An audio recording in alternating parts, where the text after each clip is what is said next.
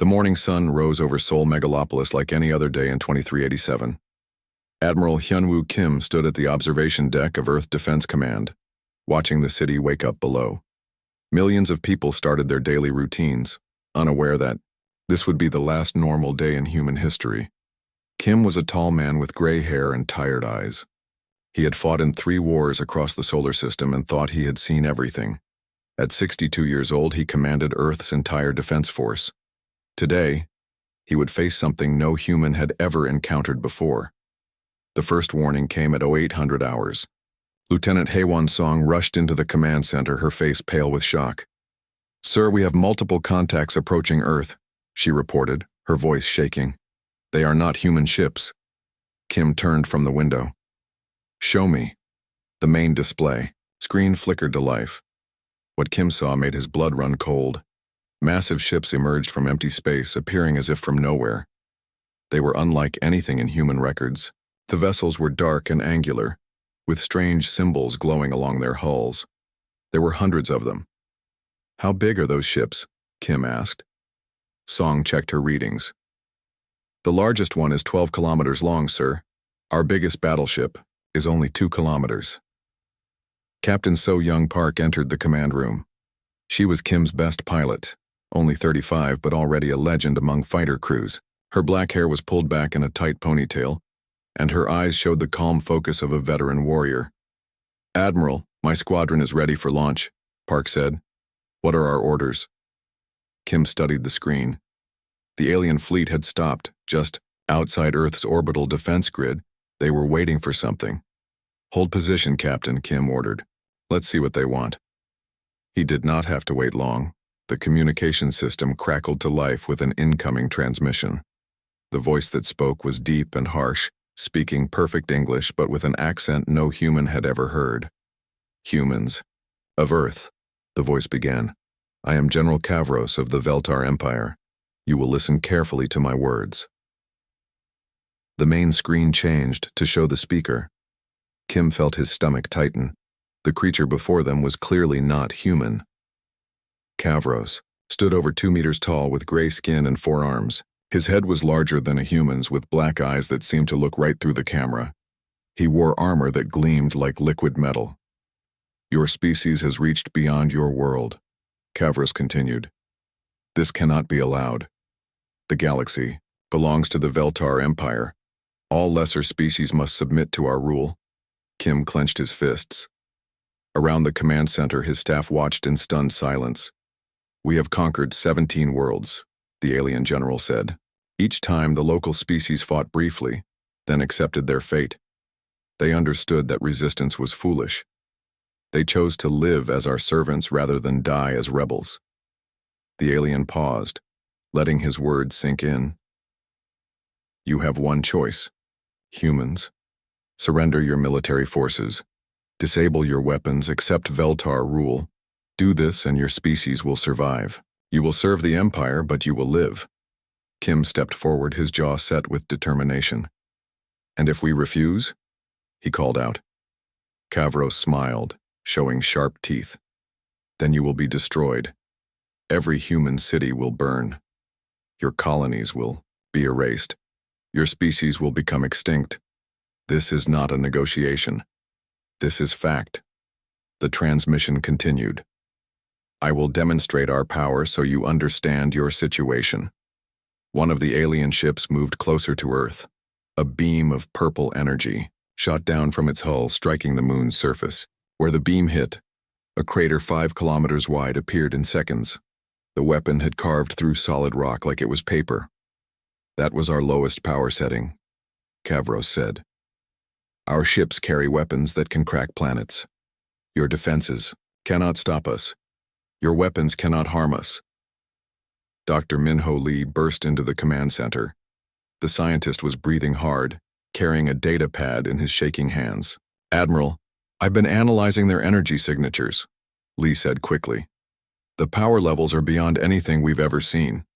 Our shields wouldn't last 10 seconds against those weapons." Kim nodded grimly. The situation was exactly as bad as it looked. Kavros continued his broadcast. "You have 1 hour to decide. Surrender your fleets and your leaders will be taken to our ships. The rest of your people will be processed for work assignments. This is mercy. This is your only chance." The alien general leaned closer to the camera. "I have studied your species, Admiral Kim. Yes, I know who you are. You are soldiers. You think you are brave. But bravery means nothing against superior power. Every species thinks they are special. Every species believes they will be different. They are all wrong." Kim felt anger rising in his chest. This creature spoke about humanity like they were insects to be stepped on. "Your people will kneel before the Veltar Empire," Kavros declared. "This is your destiny. Accept it with dignity." The alien general waited, expecting a response. Kim looked around the command center. He saw fear in his people's faces, but also determination. These were humans. They had fought their way from caves to the stars. They had survived wars, plagues, and disasters that would have destroyed weaker species. Kim stepped up to the communication console. He knew his words would be broadcast across the entire human sphere. Every colony, every ship, every person would hear what he said next. "General Kavros," Kim said, his voice steady and clear. "You say humans will kneel." The alien waited. Kim smiled coldly. "Only after I break your legs." The transmission cut off. Silence filled the command center for a moment. Then Captain Park laughed. "Well, Admiral," she said, "I guess we're going to war." Kim turned to face his staff. "You heard the alien. We have 1 hour. Song, contact all fleet commanders. Park, get your fighters ready. Lee, I need everything you have on enhanced human capabilities." "Sir," Lee said nervously, "my research isn't complete. The augmentation process is still experimental." "Doctor," Kim replied, "experimental is all we have. Make it work." Outside, the alien fleet waited in perfect formation. They had given ultimatums to 17 worlds before Earth. Every time, the result had been the same: submission, surrender, acceptance of Veltar rule. But they had never faced humans before. Kim walked back to the observation window and looked up at the sky. Somewhere up there, an alien general was learning that humans were different. They would discover that some species would rather die fighting than live kneeling. The war for humanity's survival was about to begin. The hour passed like minutes. Admiral Kim stood in the command center watching the countdown timer reach 0. Around him, his staff worked frantically to prepare Earth's defenses. Everyone knew they were about to face impossible odds. "Time's up," Lieutenant Song announced quietly. The alien response was immediate. General Kavros appeared on screen again, his 4 arms crossed over his armored chest. "You have chosen death over wisdom," the alien said. His voice carried no emotion, as if he was discussing the weather. "Your defiance will be remembered as the final mistake of the human species." The screen went dark. Then the attack began. Purple energy beams lanced down from the alien ships like deadly lightning. The first target was Luna Base, humanity's primary military installation on the moon. The massive fortress that had taken 50 years to build disappeared. In 3 seconds, a ball of fire marked where thousands of human soldiers had been stationed. "Luna Base is gone," Song reported, her voice breaking. "No survivors." Captain Park was already running toward the hangar bay. "My fighters are launching. Now," she called over her shoulder. Kim watched the tactical display as Earth's orbital defense platforms opened fire. Streams of plasma and kinetic rounds reached toward the alien fleet. The human weapons struck the enemy ships and simply bounced off, causing no damage at all. "Shields holding at 100%, Song read from the enemy scans. "Our weapons aren't even scratching them." The Veltar ships moved closer to Earth. More energy beams shot down, targeting major cities. New York's skyline vanished in a flash of purple light. Tokyo followed seconds later. The death toll was climbing into the millions with each passing minute. Dr. Lee ran into the command center, carrying several metal cases. His clothes were torn and his face was covered in sweat. "Admiral, my lab is gone," he said frantically. "But I saved the most important research. The human enhancement serum is ready for testing." "How ready?" Kim asked. "It works on lab animals. Lee replied. But we've never tried it on humans. The side effects could be severe. It might kill whoever takes it. Kim looked at the display, showing burning cities around the world. Doctor, we're already dying. Start the tests. Above Earth's atmosphere, Captain Park led her fighter squadron toward the alien fleet. She flew the newest human fighter armed with plasma cannons and nuclear missiles. Her squadron of 20 ships looked tiny compared to the massive alien vessels. Tiger Squadron, this is Tiger 1, Park spoke into her radio. Target the smaller ships first. Maybe we can find a weak spot. Her fighters opened fire, sending streams of plasma toward the nearest Veltar destroyer. The human weapons struck the alien hull and scattered harmlessly. No effect, reported Tiger 3. It's like shooting at a mountain. The alien ship turned toward the human fighters. Energy weapons erupted from its surface, filling space with deadly purple fire. 3 human fighters exploded instantly. The pilots didn't even have time to scream. Evasive action, Park shouted.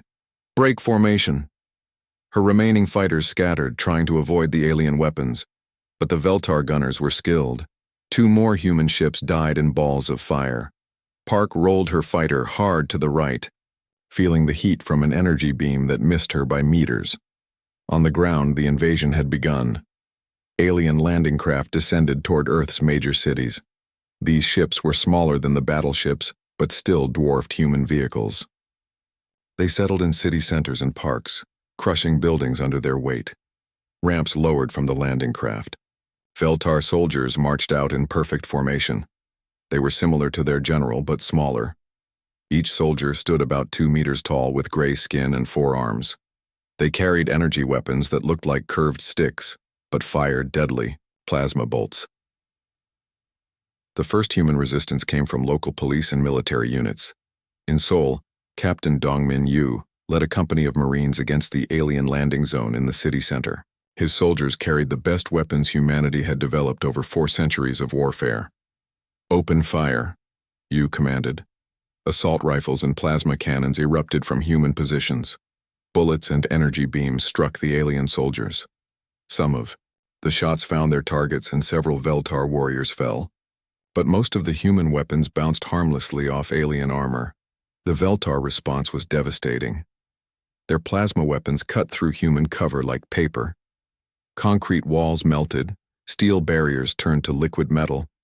Human soldiers died in the dozens as alien fire swept across their positions. Fall back, Captain Yu ordered. We can't fight them in the open. But retreating wasn't easy. The aliens moved fast despite their size. They advanced steadily through Seoul's streets, plasma weapons firing constantly. Human resistance crumbled wherever they appeared. Similar scenes played out in cities across the globe.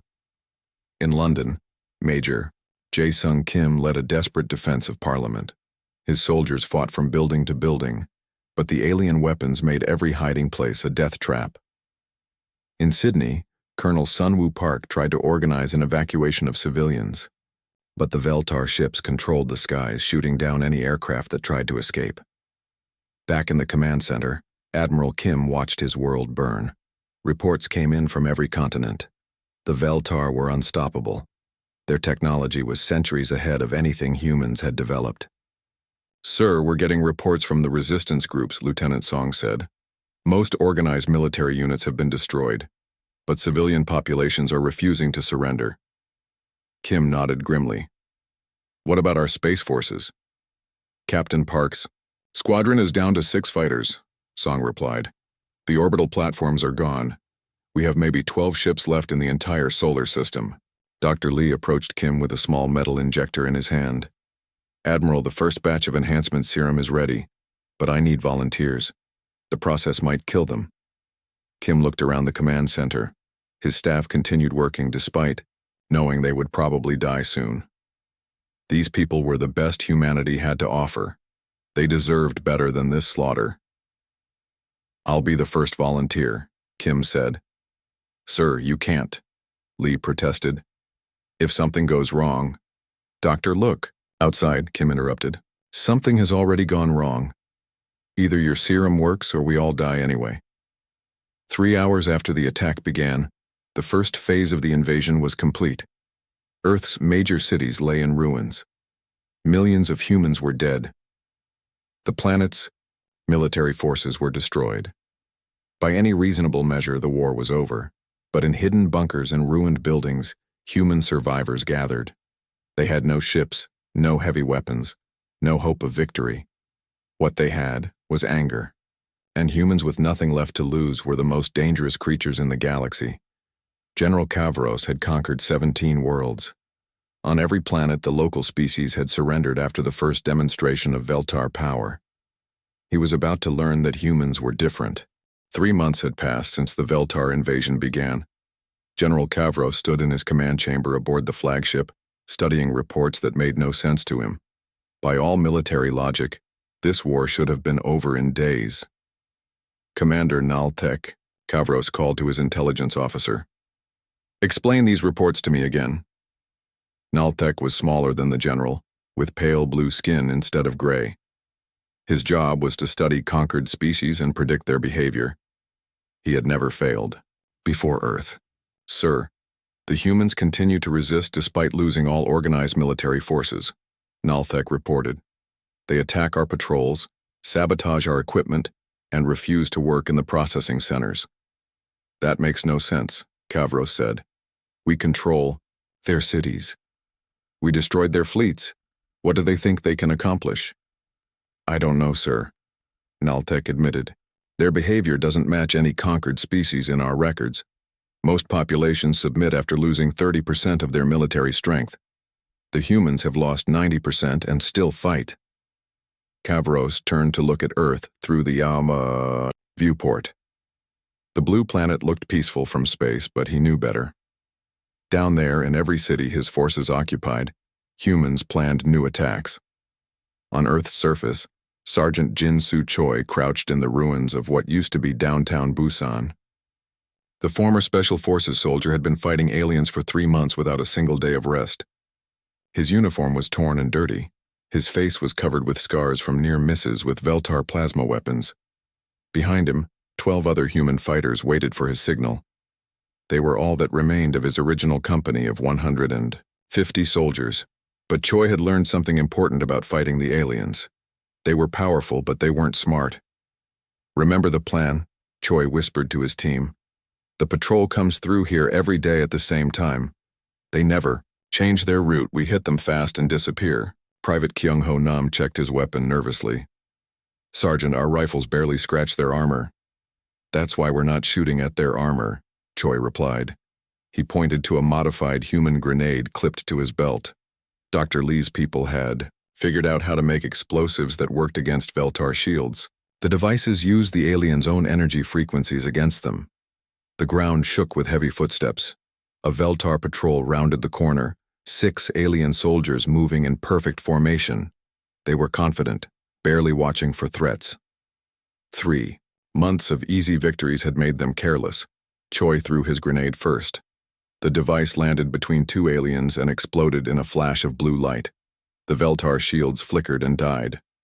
Human bullets suddenly found their targets. The fight lasted 30 seconds. When it ended, 6 alien soldiers lay dead in the street.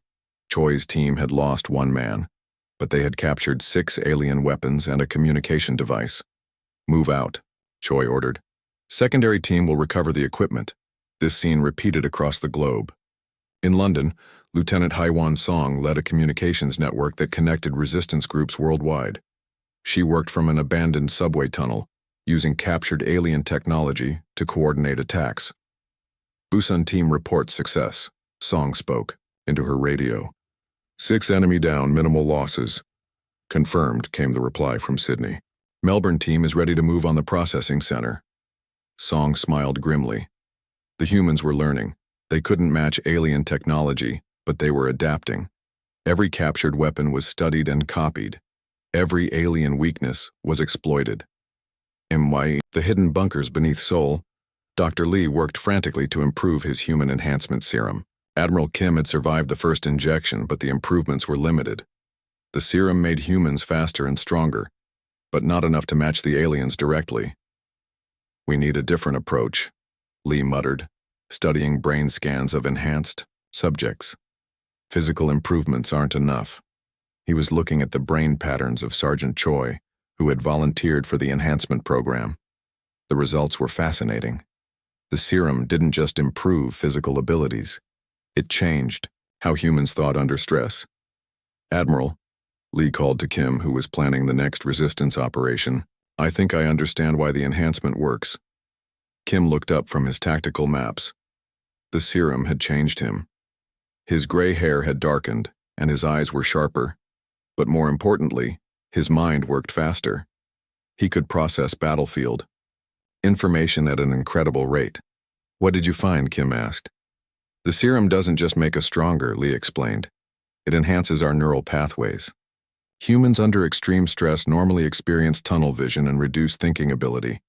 But the enhanced subjects show the opposite reaction." Kim nodded. He had noticed this himself. In combat, his mind became clearer, not cloudier. He could see patterns and opportunities that would have been invisible before. "The more pressure we face, the better we think," Kim said slowly. "That's why we keep fighting when other species surrender." "Exactly," Lee confirmed. "And the Veltar don't understand this. They think increased pressure will break our will, but it makes us more dangerous." Above Earth, General Kavros was learning this lesson the hard way. His casualty reports grew worse each week. The humans weren't winning major battles, but they were bleeding his forces with 1,000 small cuts. "Sir," Commander Naltek reported, "we've lost another patrol in Sector 7. The humans used our own weapons against us." Kavros slammed his fist on the control panel. "How are they getting our weapons?" "They take them from our dead," Naltek replied. "Sir, perhaps we should consider orbital bombardment. We could eliminate the resistance by destroying the cities completely." "No," Kavros said firmly. "Dead humans can't work in our factories. The Empire needs workers, not corpses." But privately, Kavros was beginning to doubt his strategy. Humans were supposed to break under pressure. Every other species had followed predictable patterns. Fear led to submission. Losses led to surrender. Instead, every human defeat seemed to make the survivors angrier and more determined. They learned from each encounter, adapted to his tactics, and found new ways to hurt his forces. In occupied Tokyo, Major Sung-Min Lee led a raid on a Veltar supply depot. His team of enhanced humans moved like ghosts through the alien defenses. They struck without warning, destroyed crucial equipment, and vanished before reinforcements could arrive. "The aliens are getting frustrated," Lee reported to Admiral Kim, over an encrypted channel. "Their patrols are larger now, but also more predictable." "Good," Kim replied. "Frustrated enemies make mistakes. Keep the pressure on." As the third month of occupation ended, General Kavros faced a problem no Veltar commander had ever encountered. He controlled Earth's surface, but he didn't control its people. The humans wouldn't submit, wouldn't cooperate, and wouldn't stop fighting.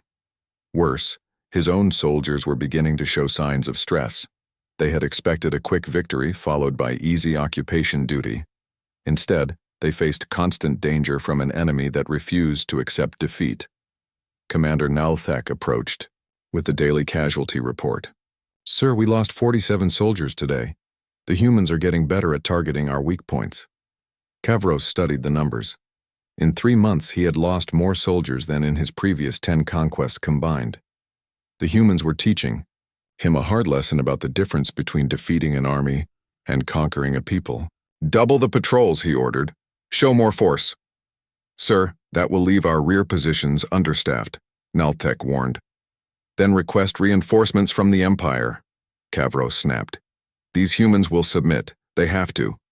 But deep down, the alien general was beginning to understand that humans might be fundamentally different from every other species he had faced. They seemed to get stronger under pressure rather than weaker, and that realization worried him more than he wanted to admit. 6 months into the war, humanity had learned to fight back. Deep beneath the ruins of Seoul, Dr. Lee worked in his hidden laboratory, surrounded by captured Veltar technology and human volunteers willing to risk everything for their species. "Are you ready, Colonel?" Lee asked the man strapped to the enhancement table. Colonel Dong-Hyuk Yoon had been a tank commander before the invasion. Now he was about to become something new.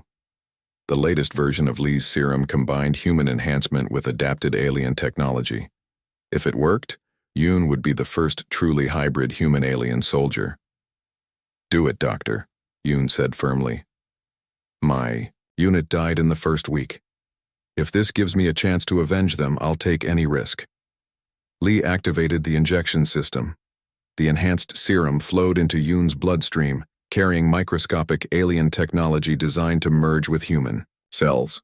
The colonel's body convulsed as the changes began. For 3 hours, Yoon fought between life and death.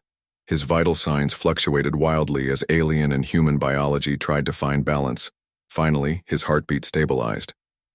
"Colonel, can you hear me?" Lee asked. Yoon opened his eyes. They glowed with a faint blue light, similar to Veltar energy weapons.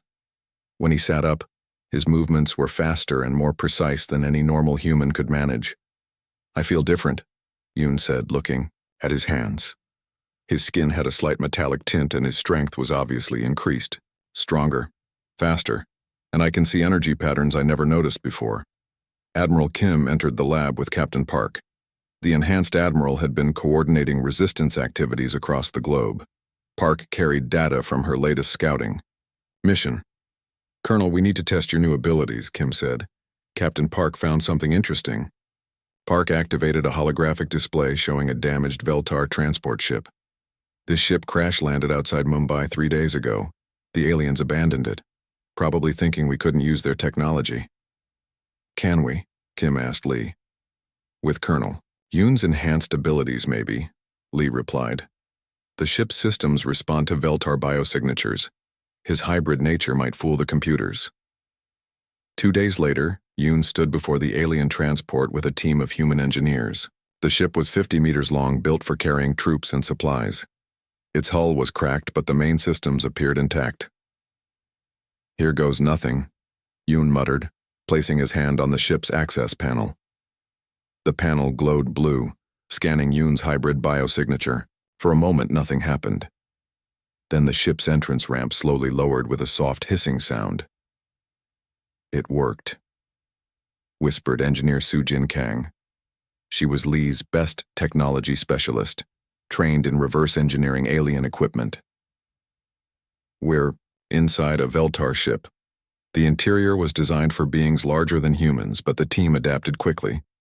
Kang connected her equipment to the ship's computer system, while Yoon interfaced directly with the controls using his enhanced abilities.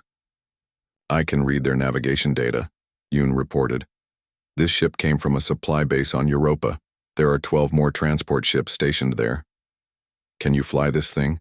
Kim asked over the radio. Yoon's enhanced mind processed the alien flight controls. Information flowed directly from the ship's computer into his consciousness. "Yes, sir. It's like the ship is part of me now." Within a week, human engineers had repaired the transport. More importantly, they had learned how Veltar technology worked. The aliens used biological interfaces that responded to specific neural patterns. With enhanced humans like Yoon, those patterns could be mimicked. Captain Park climbed into the pilot seat of a modified human fighter. Engineers had installed captured alien energy weapons and shield generators. The hybrid ship looked strange, but test flights showed it was faster and more powerful than anything humans had built before. "Tiger Squadron, this is Tiger 1. Park transmitted to her reformed fighter wing. "All ships report status." "Tiger 2 ready," came the response. "Alien weapons online, shields at full power." Park smiled. Her squadron had grown from 6 surviving fighters to 20 hybrid ships. Each one carried the best of human and alien technology. On Earth's surface, Sergeant Choi led a new kind of assault team. His soldiers carried alien weapons and wore modified armor that provided protection against energy weapons. More importantly, they had learned to think like their enemies. "The Veltar patrol pattern never changes," Choi explained to his team. "They're too confident. Today we change that." His target was a major alien supply depot in downtown Busan. Instead of hit-and-run tactics, Choi planned to capture the entire facility. His team included 3 enhanced soldiers like Colonel Yoon, capable of operating alien equipment directly. The attack began at dawn, Human fighters swept down from orbit, engaging Veltar air defenses. The aliens responded as expected, concentrating their forces to repel the aerial assault. While the enemy looked up, Choi's team struck from underground. They emerged from sewers and maintenance tunnels, hitting the depot from multiple directions. The enhanced soldiers quickly shut down alien security systems while normal humans planted explosives. All teams, we have control, Choi reported, beginning salvage operations. The humans worked with practiced efficiency. Weapons, armor, communication equipment, and power cells disappeared into hidden vehicles. Within 30 minutes, the depot was stripped of everything useful. But Choi wasn't finished. Phase 2. Let's give them a message they won't forget. The explosives detonated as the last human vehicle cleared the area. The blast was visible from orbit, sending a column of fire into the sky. When Veltar reinforcements arrived, they found only rubble and a message painted on a nearby wall in alien script. Only after we break your legs. General Kavros received the report in his command chamber. The message was written in perfect Veltar military language, which should have been impossible for humans to learn. How did they write this? He demanded of Commander Nalthek. We don't know, sir, the intelligence officer replied. But it's not the only sign that humans are adapting to our technology. Our patrols report seeing modified human vehicles with energy shields. Their fighters now carry plasma weapons. Kavros studied the tactical display showing Earth. Red markers indicated areas under Veltar control. But those areas were shrinking. Green markers showed human resistance activity, and there were more of them every day. How is this possible? Kavros asked. No species has ever adapted to our technology this quickly. Sir, I believe the humans are fundamentally different from other conquered peoples, Nalthek said carefully. They seem to learn from conflict rather than being weakened by it. Above Europa, Captain Youngsik Beck piloted the first human ship equipped with stolen FTL drives. The modified destroyer had taken months to complete, but now it could travel faster than light using Veltar technology. Sol Command, this is Freedom 1, Beck transmitted. We are approaching the alien supply base. Confirmed, Freedom 1, Admiral Kim replied. You are cleared for the mission. Bayek's target was the Veltar supply depot that had been supporting the Earth invasion. Intelligence indicated 12 transport ships and minimal defenses. The aliens never expected humans to develop interstellar capability so quickly. The attack was swift and devastating. Human fighters swarmed the alien base while Bayek's destroyer provided heavy fire support. The Veltar ships were caught completely unprepared. Within an hour, 11 transports were destroyed and one was captured intact. Mission accomplished, Beck reported, returning to Earth with one captured ship and full intelligence data. The victory at Europa marked a turning point in the war. Humans now had access to faster-than-light travel and a detailed understanding of Veltar supply lines. More importantly, they had proven that the alien empire could be hurt. Dr. Lee stood in his expanded laboratory, watching dozens of volunteers undergo the enhancement process. Each success created another hybrid human capable of using alien technology directly. Admiral, we're ready for the next phase, Lee reported to Kim. We have the ships, the weapons, and the soldiers. But most importantly, we understand how they think. Kim nodded. Studying reports from across the solar system, human forces were growing stronger every day while the Veltar became more desperate. The aliens had expected a quick conquest.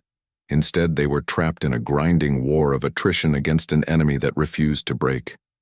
Doctor, how many enhanced soldiers can we field? Kim asked. 2,000 by next month, Lee replied. Each one capable of piloting alien ships or operating their heavy weapons. Kim smiled coldly. General Kavros had wanted humans to kneel. Instead, humanity was learning to stand taller than ever before. The student was about to become the teacher, and the lesson would be written in plasma fire across the stars. 1 year after the invasion began, Admiral Kim stood on the bridge of humanity's first true warship. The vessel was built from captured Veltar technology and human engineering, a hybrid creation that represented everything his species had learned about war. All stations report ready, Admiral, Captain Park announced from the weapons console. She had traded her fighter pilot seat for the role of combat coordinator aboard the flagship Soul's Revenge. Kim studied the tactical display showing Earth and the surrounding space. The Veltar fleet still controlled the high orbit, but their grip was weakening. Human ships now moved freely throughout the outer solar system, striking supply lines and gathering intelligence.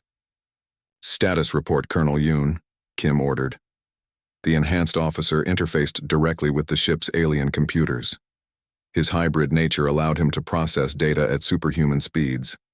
"Sir, our fleet consists of 47 combat vessels, all equipped with captured or reverse-engineered technology. Ground forces report ready on all fronts." Today was the day humanity would stop running and start fighting back. Operation Defiance would either free Earth or destroy the human species. In the attempt, "Dr. Lee, final status on the enhancement program?" Kim asked. 5,000 enhanced soldiers ready for deployment," Lee reported from the medical bay. "The latest batch shows 97% compatibility with alien technology. They can operate Veltar systems better than the original crews," Imai nodded. The numbers were as good as they would ever be. Humanity had spent a year learning, adapting, and growing stronger. Now it was time to test everything they had accomplished. "All ships, this is Admiral Kim," he broadcast to the human fleet. "Today we take back our world. Remember what they said when they came here. They wanted us to kneel. Show them what happens when humans stand up." The attack began simultaneously, across the solar system. Human ships emerged from hiding places among the asteroids, behind the moons of Jupiter, and within Saturn's rings. The coordinated assault struck 12 Veltar positions at once. Colonel Yoon led the assault on the alien command ship. His team of enhanced soldiers moved through space in captured Veltar boarding pods, invisible to enemy sensors due to their hybrid biosignatures. "Breaching the hull now," Yoon reported as his pod cut through the alien ship's armor. No resistance detected. The Veltar had never expected humans to board their ships. Their security was designed to repel external attacks, not infiltration, by enemies who could mimic their own technology. Yoon and his team moved through the ship's corridors like deadly ghosts. The enhanced soldiers could interface directly with alien systems, shutting down defenses and opening secure doors. Regular Veltar crew members fell to human weapons before they could raise an alarm. On Earth's surface, Sergeant Choi coordinated the largest ground offensive in human history. Resistance cells that had hidden for months emerged simultaneously, striking alien positions in every occupied city. "All teams execute Phase 1, Choi commanded from his position overlooking Seoul. Behind him, 2,000 enhanced soldiers waited for the signal to advance. The ground shook as human artillery opened fire. The weapons used modified alien power, cells delivering energy blasts powerful enough to crack Veltar armor. For the first time since the invasion, human ground forces could match alien firepower. Alien troops that had grown comfortable during months of easy occupation suddenly faced enemies as strong and well-armed as themselves. The shock was devastating. Veltar units that had terrorized human cities for a year found themselves outgunned and outmaneuvered. Engineer Kang had spent months preparing for this moment. From her position in the captured transport ship, she activated a virus designed specifically for Veltar computer systems. "Deploying electronic warfare package," she announced. "Target all alien communication networks." The virus spread through the Veltar fleet like wildfire. Their bio-integrated computers, designed to be tamper-proof, proved vulnerable to attack by enhanced humans who could mimic Veltar neural patterns. One by one, alien ships lost communication with each other. In space, Captain Park commanded the human fleet from the Soul's Revenge. The battle was unlike anything in human history. Ships moving at impossible speeds exchanged energy weapons that could crack planets. "Target the flagship," Kim ordered. "All ships, concentrate fire on Kavros's command vessel." Human ships swarmed the massive alien battleship like fighters attacking a fortress. Their hybrid technology allowed them to match Veltar shields and weapons. For the first time, the aliens faced enemies who could fight them as equals. General Kavros felt his ship shudder under human fire. Around him, His command crew worked frantically to coordinate a defense. But their communications were failing, their sensors were being jammed, and enemy boarders had somehow penetrated his ship's hull. "How are they doing this?" Kavros demanded. "Human technology is primitive. They shouldn't be able to hurt us." Commander Naltek looked up from his damaged console. "Sir, they're using our own technology against us. Somehow they've learned to operate our systems." The truth was worse than Kavros could imagine. Humans hadn't just captured alien technology, they had improved it. Human creativity combined with Veltar engineering produced weapons and ships, superior to anything either species had built alone. Colonel Yoon reached the alien ship's bridge after fighting through dozens of defenders. His team had lost half its members, but they had accomplished their mission. The command center was within reach. "Admiral, we have control of their primary systems," Yoon reported. "Beginning data extraction now. The intelligence gathered from the Veltar flagship would reveal the locations of every alien base, the strength of their forces, and most importantly, the position of their homeworld. But first, Yoon had a more immediate objective. Security. Systems offline, he announced. "Admiral Kim, you have a clear path to the bridge." Kim's shuttle docked with the alien flagship as the space battle raged around them. The enhanced admiral moved through the ship's corridors with deadly purpose. Behind him, Captain Park and a team of elite soldiers provided cover. They found General Kavros in his command chamber, standing over the bodies of his own officers. The alien general had fought to the end, but he was wounded and alone. His arms hung at his sides, and his armor was cracked from human weapons. "So," Kavros said when he saw Kim, "the primitive humans have learned to fight. We learned from the best teacher." Kim replied coldly. "You." The two commanders faced each other across the ruined bridge. Around them, displays showed the collapse of the Veltar invasion force. Human ships controlled the space around Earth, and ground forces were liberating the last occupied cities. "Your empire made a mistake," Kim continued. "You thought breaking our bodies would break our spirits. Instead, you made us stronger." Kavros laughed bitterly. "Strong enough to defeat one fleet. But the Empire has thousands of worlds, millions of ships. You have won a single battle." "Then we'll fight 1,000,000 battles," Kim said simply. "That's what humans do. We don't surrender. We don't kneel. We fight until we win, or until we're all dead." The alien general studied Kim's face and saw something that chilled him. This wasn't the desperate defiance of a defeated enemy. This was the quiet confidence of a predator that had just discovered its strength. "You really mean to fight the entire empire?" Kavros said with growing realization. "Not just fight it," Kim replied. "We're going to break its legs, just like I promised." Kim stepped forward, and for the first time in his military career, General Kavros felt fear. Not fear of death, which was familiar to any soldier. This was fear of what humanity would become now that it had learned to fight among the stars. The battle for Earth was ending, but the war for the galaxy was just beginning, and the humans who had been demanded to kneel were about to teach the universe what happened when you picked a fight with the wrong species. General Kavros lay on the medical table in the human detention facility. His legs shattered exactly as Admiral Kim had promised.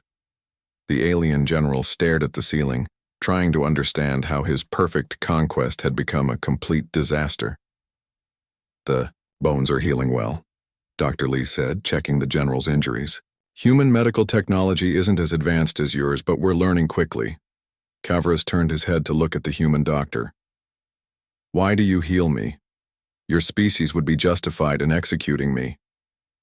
"Because we're not you," Lee replied, simply. "Humans believe in something your empire never learned. We call it mercy." 3 months had passed since the Battle of Earth ended. The Veltar invasion force was completely destroyed. Their ships had been captured or turned into scrap metal orbiting Earth. Most importantly, humanity now possessed complete intelligence about the alien empire. Admiral Kim entered the medical facility, wearing the uniform of Earth's first galactic fleet commander. The war had changed him. His enhanced abilities had grown stronger, and his tactical knowledge now included everything the Veltar had learned from conquering 17 worlds. General, Kim said, pulling up a chair beside the alien's bed. I have news from your homeworld. Kavros tried to sit up but winced from the pain in his legs. What news?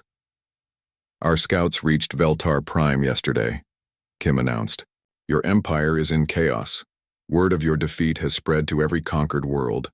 3 planets have already declared independence. The alien general closed his eyes in despair. You don't understand what you've done. The empire maintained order across 100 systems. Without that control, there will be wars, chaos, suffering. There was already suffering, Kim replied coldly. Your empire was built on fear and slavery. At least now people have a choice. Outside the medical facility, the greatest construction project in human history was nearing completion. Earth's orbital shipyards worked around the clock, building a fleet that combined the best of human and alien technology. Engineers had reverse-engineered everything from Veltar plasma weapons to faster-than-light drives. Captain Park stood on the bridge of humanity's newest warship, the Defiance. The vessel was twice the size of the largest Veltar battleship and, packed with weapons that no alien engineer had ever imagined. Human creativity had taken alien technology and improved it in ways the original designers never considered. Status report, Park ordered. All systems operational, replied Lieutenant Commander Haewon Song, now Park's second in command. The hybrid drive system is performing at 112% of design specifications. Park smiled. That was typical human engineering. When they captured alien technology, they didn't just copy it, they made it better. How's the crew adapting? Park asked. Enhanced soldiers are interfacing perfectly with the ship's systems, Song reported. The regular crew members are learning fast. I think we're ready for deep space operations. The ship's primary mission was exploration and contact with other species. Humanity had learned from Veltar records that the galaxy contained hundreds of intelligent races. Most had been conquered or enslaved by the Empire. With Veltar control collapsing, someone needed to help maintain stability. But first, there was unfinished business. Colonel Yoon led the advance fleet toward Veltar Prime. His task force consisted of 50 human ships, all crewed by enhanced soldiers capable of operating the hybrid technology. Their mission was not conquest, but negotiation. Admiral Kim, we're approaching the Veltar homeworld, Yoon reported over the faster-than-light communication system. The planet appears to be in civil war. Multiple factions are fighting for control. Any sign of organized resistance? Kim asked. Negative, sir. Their military seems to have collapsed completely. Several ships have requested permission to surrender. Kim considered the situation. The Veltar Empire had ruled through fear and superior technology. When humans proved that the technology could be defeated, the entire system fell apart. Now the galaxy faced a power vacuum that could lead to decades of war. Colonel, broadcast our terms on all frequencies, Kim ordered. Any Veltar who wish to surrender will be treated according to human standards of warfare. Any who wish to fight will face the consequences. The message that followed was broadcast across the Veltar homeworld in their own language. It was simple and direct. The humans had come not as conquerors but as liberators. The choice was theirs. On Veltar Prime, the response was immediate. Military commanders who had spent their careers conquering other worlds suddenly faced enemies, who fought like no species they had ever encountered. Most chose surrender over destruction, but some chose to fight. The Battle of Veltar Prime lasted 6 hours. Human ships moved through the alien defenses like sharks through a school of fish. Enhanced crews could think and react faster than normal Veltar commanders. Hybrid technology gave them weapons that could penetrate any defense. When the shooting stopped, the Veltar homeworld's orbital defenses were gone, but the planet itself was untouched. Unlike the aliens, humans made a distinction between military targets and civilian populations.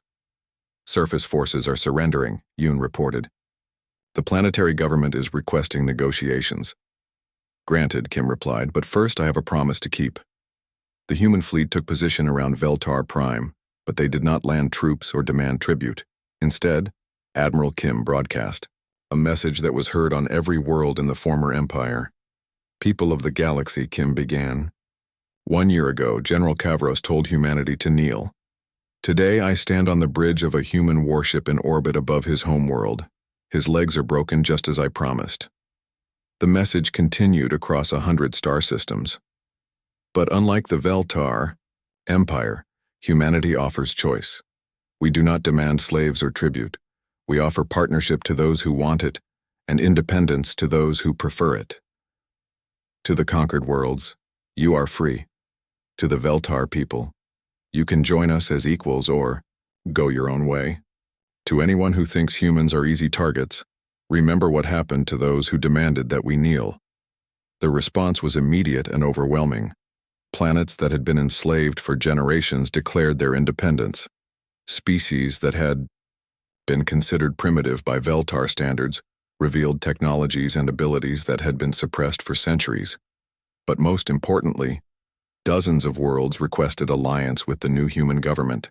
They had seen what happened when humanity was threatened, and they wanted those humans as friends rather than enemies.